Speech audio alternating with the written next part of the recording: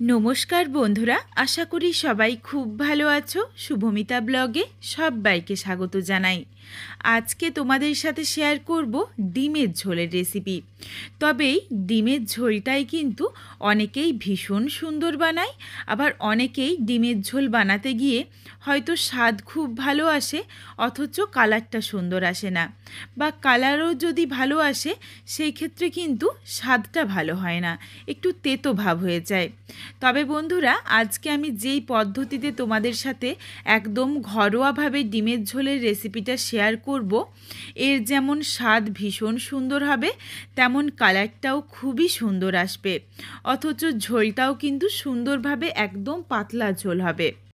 তবে বন্ধুরা, বাড়িতে অবশ্যই একবার হলেও এই রকমভাবে ডিমের ঝোলের রেসিপি বানিয়ে আমায় কমেন্ট করে জানাতে ভুলো না কিন্তু রেসিপিটা তোমাদের কেমন লাগলো। তাহলে চলো বন্ধুরা, রেসিপিটা দেখে নেওয়া যাক।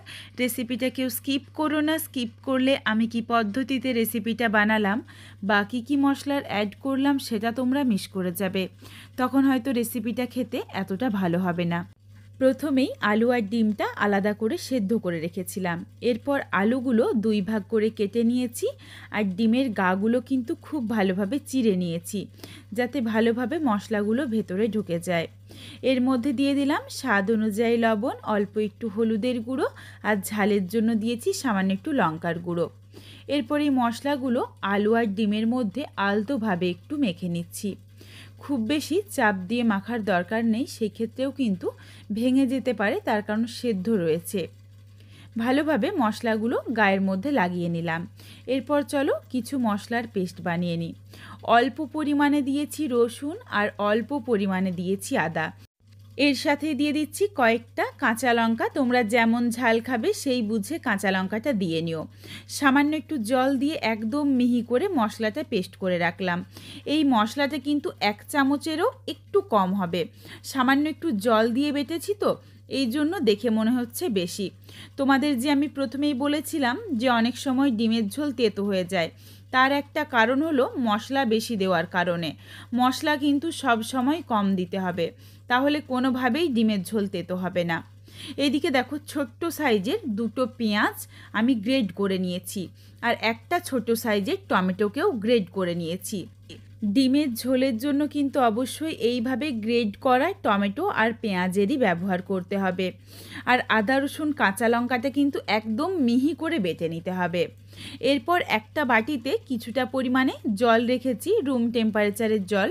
তার মধ্যে দিয়ে দিলাম পরিমাণ অনুযায়ী হলুদের গুঁড়ো, 1/2 চামচের থেকে একটু কম পরিমাণে দিয়েছি জিরের গুঁড়ো, ধনের গুঁড়ো, আর 1/2 চামচের থেকে একটু বেশি পরিমাণে দিলাম কাশ্মীরি রেড চিলি পাউডার। এটা দিলাম কালারের জন্য, আর ঝালের জন্য দিয়েছি কাঁচা লঙ্কা। তবে কাশ্মীরি রেড চিলি পাউডারের কালারটা তোমরা যদি কেউ পছন্দ না করো, সেই ক্ষেত্রে চাইলে বাদ দিতে পারো। কড়াই খুব ভালোভাবে গরম করে প্রথমেই বেশ কিছুটা সর্ষের তেল গরম করে নিলাম। তেলের মধ্যে দিয়ে দিলাম মশলা দিয়ে মেখে রাখা ডিমগুলো দেওয়ার পর উল্টে পাল্টে হালকা করে ভেজে নেব। এইভাবে ডিমের ঝোল বানালে কিন্তু স্বাদটা দুর্দান্ত আসে, আর তেমনই কালার আসে। একদম হালকা করেই ভাজতে হবে। দেখো, খুবই সামান্য একটু রং ধরেছে ডিমের মধ্যে। এরপর ডিমগুলো তেলটা ঝরিয়ে তুলে রাখলাম। এই তেলের মধ্যেই আলুগুলোও দিয়ে নিচ্ছি। আলুগুলো দিয়ে উল্টে পাল্টে লালচে রং ধরিয়ে ভেজে নেব। একটু যদি লালচে করে আলুটা ভাজা হয় তাহলে কিন্তু খেতে বেশ ভালো লাগে।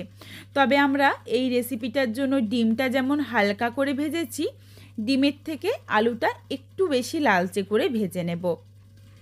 চারিদিকটা উল্টে পাল্টে লালচে রং ধরিয়ে ভেজে ফেরত আসছি। আলুগুলো দেখো সুন্দর লালচে রং ধরিয়ে ভাজা হয়ে গেছে। এরপর তেলটা ঝরিয়ে আলুটা তুলে রাখলাম। এর সাথে কিন্তু আর তেল দিচ্ছি না, তোমরা চাইলে আরও তেল অ্যাড করতে পারো, তবে এই তেলের মধ্যেই রান্নাটা হয়ে যাবে। প্রথমেই ফোড়নে দিলাম তেজপাতা, শুকনো লঙ্কা আর গোটা গরম মশলা, যার মধ্যে রয়েছে ছোটো এলাচ, লবঙ্গ, দারচিনি। ফোড়নটা ভাজা হয়ে গেছে, এরপর সামান্য একটু গোটা জিরেও দিয়ে দিলাম। ফোড়নটা সুন্দরভাবে ভাজা হয়ে গেছে। এরপর দিয়ে দিলাম গ্রেট করে নেওয়া পেঁয়াজটা দেওয়ার পর গ্যাসের ফ্লেম লোতে করে নাড়াচাড়া করে হালকা লালচে রং ধরিয়ে পেঁয়াজটা একটু ভেজে নেব। একটু সময় নিয়ে ভাজবো আর অতি অবশ্যই গ্যাসের ফ্লেম লোতে করেই রান্নাটা করতে হবে, তাহলে কিন্তু রান্নার স্বাদটা ভীষণ সুন্দর আসে। একটু সময় নিয়ে রান্না করলে কিন্তু পেঁয়াজটাও খুব ভালোভাবে জল ছাড়বে আর ভাজাটাও সুন্দর হবে। পেঁয়াজটা ভেজে নেওয়া হয়ে গেলে দিয়ে দিলাম আদা রসুন আর কাঁচা লঙ্কার পেস্ট। এটা দেওয়ার পরও আবারও গ্যাসের ফ্লেম লোতে করে বেশ কিছুক্ষণ সময় নিয়ে মশলাটা কষিয়ে নিয়েছি। মশলার কাঁচা গন্ধ একদমই চলে গেছে আর মশলাটা থেকে যখন অল্প অল্প করে তেলটা ছাড়তে শুরু করেছে তখন দিয়ে দিলাম গ্রেট করে নেওয়া টমেটো দিয়েও নাড়াচাড়া করে কিছুক্ষণ কষিয়ে নিচ্ছি। এই পর্যায়ে এখানে আমি সামান্য একটু লবণ অ্যাড করছি, যাতে মশলার থেকে আবারও অল্প পরিমাণে হলেও জলটা ছেড়ে বেরিয়ে আসে। এরই সাথে হাফ চামচ পরিমাণে চিনিও দিয়ে দিলাম, যাতে টেস্টটা ব্যালেন্স হয়ে যায়। অবশ্যই কিন্তু একটু চিনির ব্যবহার করো ডিমের ঝোলের মধ্যে, তাহলে খেতে বেশ ভালো লাগে। বেশ কিছুক্ষণ সময় নিয়ে লবণ চিনি দিয়ে গ্যাসের ফ্লেম লোতে করে খুব ভালোভাবে মশলাটা কষিয়ে নিয়েছি। মশলাটা দেখো সুন্দরভাবে একদম গলে গেছে। এরপর এর সাথে দিয়ে দিলাম গুঁড়ো মশলার যে ঘোলটা বানিয়ে রেখেছিলাম, সেই ঘোলটা দিয়ে নাড়াচাড়া করে বেশ কিছুক্ষণ সময় নিয়ে মশলাটা কষিয়ে নিচ্ছি। আর গুঁড়ো মশলাগুলো দেখো জলের মধ্যে একটু ভিজিয়ে রাখার জন্য কালারটাও ভীষণ সুন্দর আসে আর মশলাটা কিন্তু পুড়ে যাওয়ারও কোনো রকম সম্ভাবনা থাকে না। তেলটা যখন চারিদিক দিয়ে আবারও অল্প অল্প করে ছাড়তে শুরু করবে, তারপর এখানে অল্প পরিমাণে জল দিয়ে দিলাম। এখন কিন্তু জলটা বেশি দিচ্ছি না। এই অল্প জল দিয়ে ডিম আর আলু একসাথে ঠিক যেভাবে আমরা মাংস কষাই সেই রকম একটু সময় নিয়ে কষিয়ে নিতে হবে। খুব বেশি সময় নিয়ে কিন্তু কষানোরও দরকার নেই। প্রায় মিনিট 3-4 সময় নিয়ে একটু কষিয়ে নিচ্ছি। বেশ কিছুক্ষণ সময় নিয়ে কষিয়ে নিয়েছি। গ্রেভিটা দেখো অনেকটা শুকিয়ে এসেছে। এরপর এখানে বেশ কিছুটা পরিমাণে গরম জল অ্যাড করছি।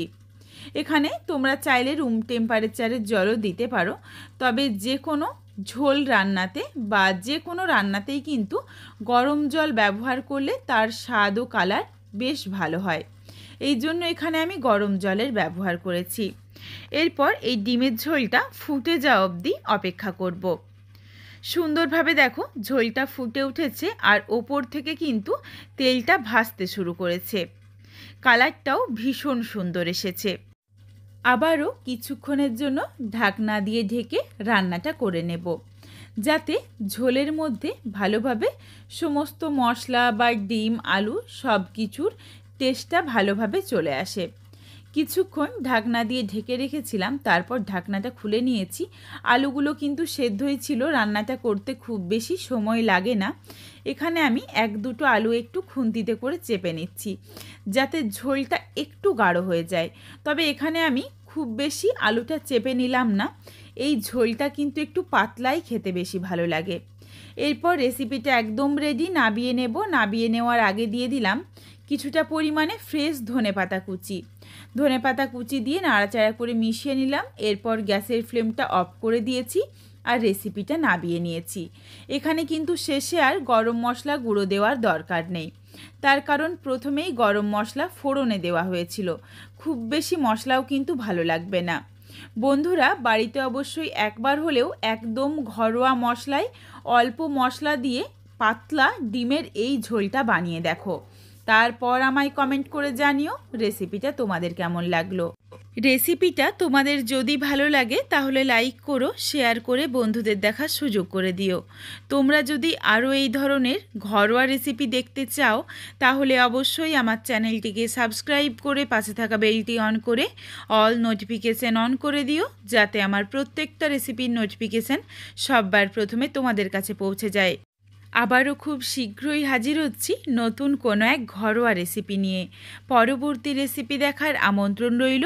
পুরো ভিডিওটা দেখার জন্য অনেক অনেক ধন্যবাদ। তাহলে আজকে আসি, সবাই ভালো থেকো, সুস্থ থেকো। শীঘ্রই দেখা হচ্ছে কিন্তু